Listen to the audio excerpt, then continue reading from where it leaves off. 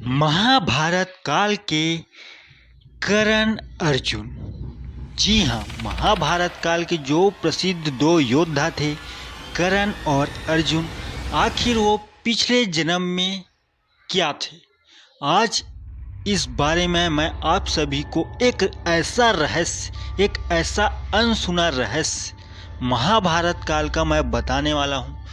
शायद बहुत सारे लोगों को इसकी जानकारी नहीं होगी। तो ये इतनी इंटरेस्टिंग रहस्य है जिसको आप अगर पूरी वीडियो देख लेते हैं तो आपको एक नया का चीज़ सीखने को मिलेगा, एक नया रहस्य की जानकारी आप सभी को मिलेगी। तो पूरी वीडियो ध्यान से ज़रूर देखना दोस्तों।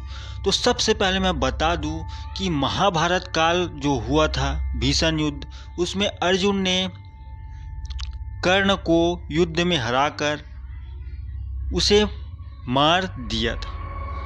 और ये कहानी किस लिए है, जबकि कर्ण के पास कवच था तब भी अर्जुन ने कैसे उसे युद्ध में परास्त कर दिया और किस कारण से ये सब चीज़ें हुई थी, सभी का फुल डिटेल आज इस वीडियो में आपको जानने को मिलेगा। तो सबसे पहले मैं बता दूं कि जो त्रेता युग का काल था, रामायण श्री राम जी का त्रेता युग था, उसके अंत के समय में आखिरी में एक राक्षस हुआ करता था जिसका नाम था तमोद भवा, कि सूर्य देव का तपस्या कर रहा था बहुत सालों से। वो चाहता था कि मैं अमर हो जाऊं, क्योंकि अमर होना हर किसी के बस की बात नहीं है। जो इस दुनिया में आया है उसकी मृत्यु निश्चित है, मगर वो चाहता था, इसलिए वो सूर्य देव की तपस्या कर रहा था कि वो तपस्या करके वरदान प्राप्त करे और अमर बन जाए। अब बहुत सालों तक जो तम्बोध भवा था उसने सूर्यदेव की तपस्या की और उसके बाद में सूर्यदेव प्रकट हुए, प्रसन्न हो गए। उसके बाद में सूर्यदेव ने कहा कि बोलो वर्ष आप क्या वरदान मांगना चाहते हैं। तब तम्बोध भवा ने कहा कि मुझे अमर होना है, मगर सूर्यदेव ने कहा ये वरदान मैं क्या, दुनिया का कोई भी भगवान, कोई भी देवता आपको नहीं देगा। इसलिए तम्बोध भवा ने थोड़ा देर सोचा, थोड़ा दुखी हुआ, फिर उसने कहा कि मैं इससे मिलता जुलता वरदान मांग लेता हूँ। तो तम्बोध भवा ने कहा कि मुझे एक ऐसा कवच चाहिए जो कि 1000 कवच मेरे शरीर में रहे, और इसको अगर मेरे से इस कवच को हटाना है तो कोई भी मानव मुझसे 1000 सालों तक लड़े, उसके बाद में जैसे ही मेरा एक कवच को उखाड़े वैसे ही उसकी मृत्यु हो जाए, ऐसा कर करके मेरा ये कवच नष्ट हो। सूर्यदेव ने सोचा ये तो वरदान अमरता के बराबर ही मांग लिया है। अब विवश थे सूर्यदेव, क्योंकि उन्होंने पहले ही कहा कि अमरता के अलावा कुछ और वरदान मांग ले। अब उन्होंने तथास्तु कहा और यहाँ पे उसको 1000 कवच मिल गए और वो बहुत ही खूंखार राक्षस बन गया जिसके शरीर में 1000 कवच थे। और इसको अगर कोई मारना चाहता भी तो नहीं मार पाता, क्योंकि उससे 1000 साल तक वो उसको लड़ाई करनी पड़ती, और 1000 साल लड़ाई करने के बाद में अगर एक कवच उसका उखाड़ भी लिया जाता तो सामने वाला जिसने उखाड़ा है उसकी मृत्यु हो जाती। अब ऐसा करते करते इंसान, मानव, जीव जंतु सभी त्राही त्राही मच गया। देवी देवता तक को उसने नहीं छोड़ा, सबको परेशान कर डाला। अब इतना सब होने के बाद में जो राजा दक्ष था उनकी पुत्री थी मूर्ति, जो कि ब्रह्मा जी के मानस पुत्र धर्म थे, उनसे उनका विवाह हुआ था। तो यहाँ पे ये सभी चीज़ें मूर्ति जी ने देखा और उन्होंने भगवान विष्णु की तपस्या की और भगवान विष्णु से कहा कि मैं इस राक्षस का वध चाहती हूँ, कैसे भी इसकी मौत हो जाए और ये दुनिया, ये पृथ्वी इसके हाहाकार से मुक्त हो जाए। अब इतना होने के बाद में भगवान विष्णु ने कहा ठीक है, जो आप चाहती हैं मैं आपको वरदान देता हूँ, ऐसा ही होगा। और कुछ दिनों बाद में उनके ही गर्भ से पैदा हुए नर और नारायण, 2 जुड़वा बच्चे पैदा हुए, जो कि भगवान के ही अवतारित थे, भगवान के ही विष्णु जी के अवतार थे, जो कि दोनों जुड़वा थे।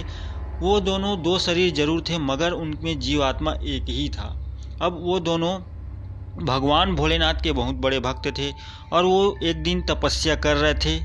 तो तपस्या करते करते वो जो राक्षस था वो बन गया था सहस्रा कवच। जी हाँ, वो राक्षस बन गया था सहस्रा कवच, जिसका नाम हो गया था कवच पाने के बाद में।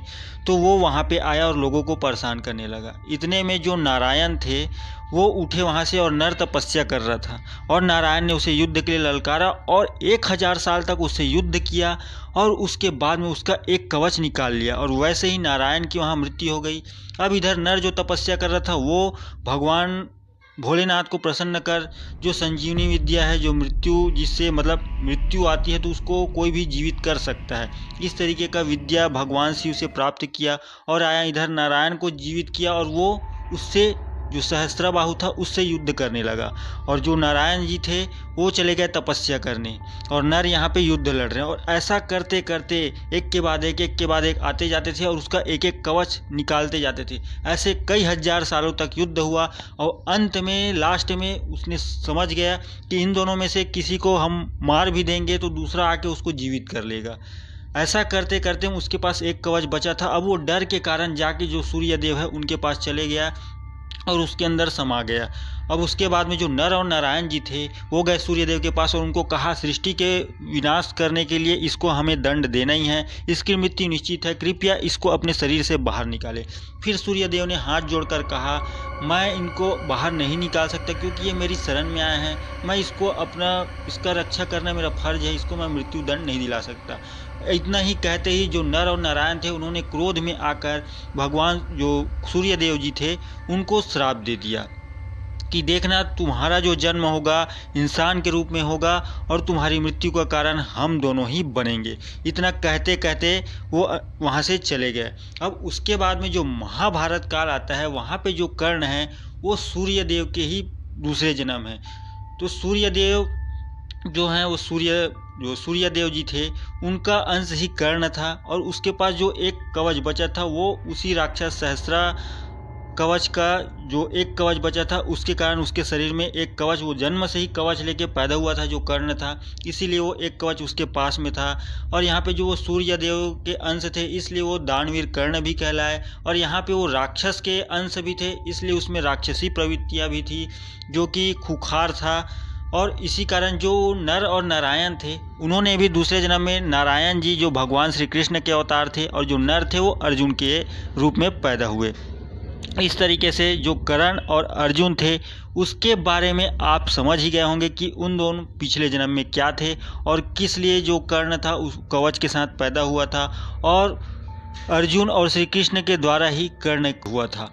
इस तरीके से महाभारत काल की घटना जो कि रिलेटेड थी त्रेता युग के इस रहस्य से मिलता जुलता हुआ। तो ये जानकारी आपको कैसी लगी? नई जानकारी आज मैंने दी है तो इसी तरीके से नए जानकारी मैं आप सभी के लिए लेके आते रहूँगा।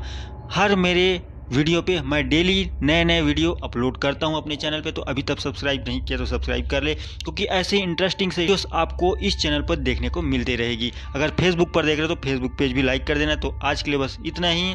कोई भी आपको कहानी बताना है, लोगों को बताना है, आपको अपनी कहानी लोगों को बताना है, आप चाहते हैं कि आपकी कहानी लोग सुने, तो मुझे यहाँ पे नीचे डिस्क्रिप्शन में इंस्टाग्राम का लिंक आपको मिल जाएगा, वहाँ जाके आप मुझे मैसेज कर सकते हैं और अपने बारे में बता सकते हैं, मुझसे बात भी कर सकते हैं।